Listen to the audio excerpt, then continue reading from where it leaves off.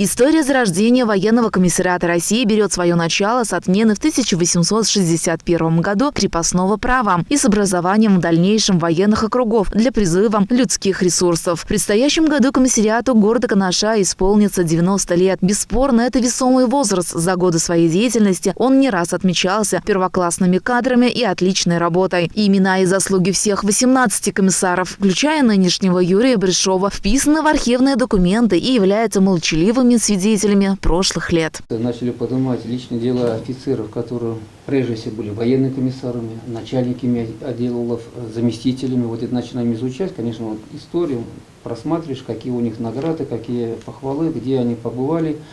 И что могу сказать? Только радует, вот это архивы, они всегда на всю жизнь они останутся, на долгие-долгие поколения. В преддверии значимой даты при участии Юрия Витальевича состоялась встреча с военкомом, служившим в Канашском военном комиссариате с 1984 по 1989 годы, Григорьевым Николаем Федоровичем. Родился он 26 октября 1942 года в Канашском районе в деревне Ачкасы. Вспоминает, что детские годы были тяжелыми. 10 классов закончил Ачкасинскую среднюю школу. После окончания, это тяжелое время, детские годы, тяжелое время, конечно, было. Поехал в Чебоксары, город Чебоксары, учиться. Мать одиночка, я единственный сын. Тяжеловато было те годы, конечно. У матери спросил, хочу поступить в институт. Но она открытым текстом сказала, денег нет. Ну, думаю, куда же идти, куда податься. Ну, мы давайте-ка сначала техническое училище номер 1 в Чебоксарах. Окончил я на отлично. Ну, с детства мечтал летать. Стать летчиком. Пошел в ДОСААФ. Прошел полную комиссию. Годен. Но они мне сказали, сначала попрыгайте,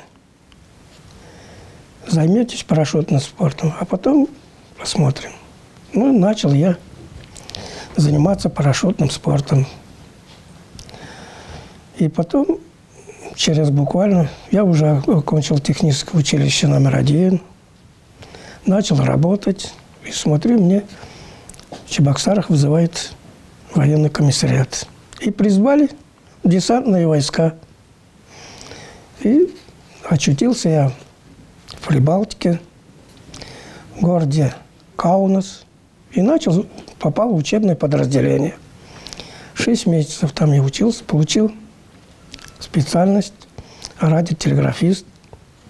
Затем еще была учеба в военном училище связи в городе Рязани, который Николай Федорович вновь окончил с красным дипломом. Получив офицерское звание, он вернулся в ту же часть, где проходил военную службу. Встретили очень так дружелюбно. И началась у меня военная служба в городе Каунас в учебном подразделении. Были моменты, конечно, тяжелые моменты были. Это тяжелые годы. Обстановка была не сладкой, конечно. В учебном подразделении мы готовили для службы в десантных войсках солдат. Ну, если так коротко сказать, это была сержантская школа. И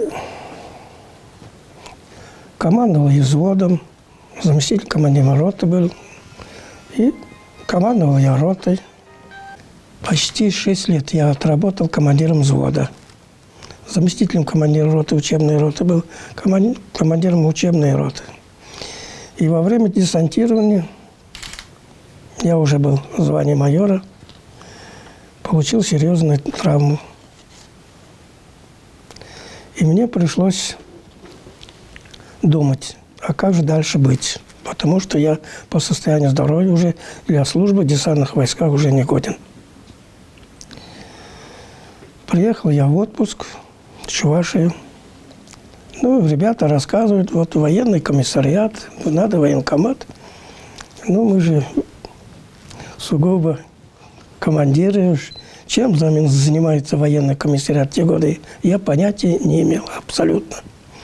Ну, думаю, да, на всякий случай поеду это в Чебоксар, город Чебоксар. Тогда был военным комиссаром республики, был полковник Мельников. Зашел к нему, он меня хорошо принял. И он прямым текстом спросил: пойдешь военным комиссаром Батарева? Мы же эти военные люди, так точно. Проработав в Батарево 4 года, Николай Григорьев в 1984 году был назначен руководителем военного комиссариата города Канаша и Канашского района. Пришел же он на место Василия Яковлевича Маркова. Как признается наш герой, став преемником такого человека, не раз получал от него поддержку и совет. Это совсем другое время было, конечно. Военкомат, он сам по себе пользовался авторитетом. Потому что, как сказал военный комиссар, ну, надо что-то делать, конечно. Люди помогали. Мобилизационные ресурсы были большие, конечно. Призывные ресурсы были большие.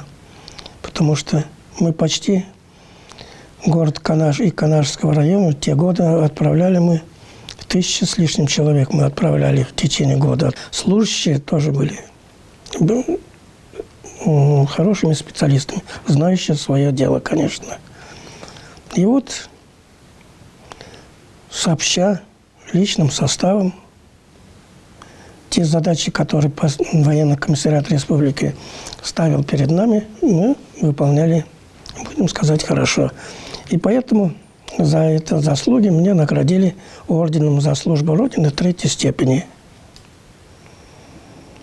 Ну, тогда надо было начальник, начальник сборного пункта у нас не был. Это занимался этим делом, этими ремонтными вопросами, другими вопросами. Военный комиссар должен был заниматься.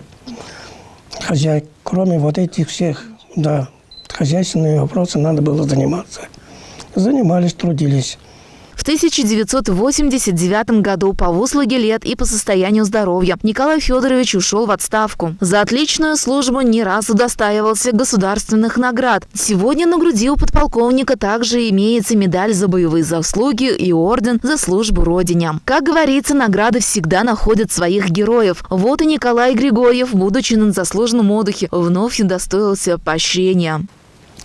В прошлом году на День десантника, на День ВДВ в Малых Бикшах мы принимали десантников. И в конце приехал туда замкомандующий воздушно-десантных войск. И вызывает меня, ну, там у нас и маленький трибунчик был, вызывает подполковник Григорьев ко мне. Я говорю, есть, как положено, пошагал. И он мне вручил медаль ветеран воздушно-десантных войск. Я, конечно, был в шоковом таком состоянии. Замкомандующий воздушно-десантных войск и вручил мне лично вот эту медаль как ветеран десантных войск. Вот, да, вот где он? Вот он. Это хорошо. Да. Подписью командующего. Тогда вроде командовал Шаманов. Шаманов в те годы командовал. Вот такие интересные моменты. Уйдя в отставку, подполковник еще 3 года работал в Досавсе и 10 лет в администрации района возглавлял отдел по гражданской обороне. Как военнослужащий и в большей степени как отец, он гордится, что оба его сына пошли по стопам отца и выбрали военные профессии. Старший сын стал летчиком, а младший – подводником. В настоящее время бывший военком вместе с супругой ведет размеренную сельскую жизнь. Будучи специалистом, который всю свою жизнь так или иначе работал с молодежью, зашел разговор о нынешнем поколении. 2 руководителя военкомата, бывшие и нынешние, в сравнениях и фактах пришли к мнению, что молодежь способна выполнять выполнять любую поставленную задачу, а главное, готова расти в профессиональном плане и даже превосходить своих отцов. В завершении нашей встречи Николай Федорович в честь приближающейся юбилейной даты 90-летия военкомата выразил пожелания. Военный комиссариат он был, есть, и пусть он долгие годы существует. И хотелось бы мне, что в штате военного комиссариата работали военные люди. Вот, потому что значимость военного комиссариата – это очень важно. Потому что служба-то начинается где? Здесь, с прибытием в военный комиссариат. И мне бы очень хотелось, услышали вот этот мой голос в верхах, чтобы штаты военные давали, как и раньше было. Потому что раньше офицеры, они занимались и воспитателями в школы, они выезжали. А в единственном числе военных комиссаров, что он может? В единственном числе. Вот единственное, чтобы ввели штаты, как раньше. И как раньше военный комиссар с своим личным составом мог заниматься воспитательной работой.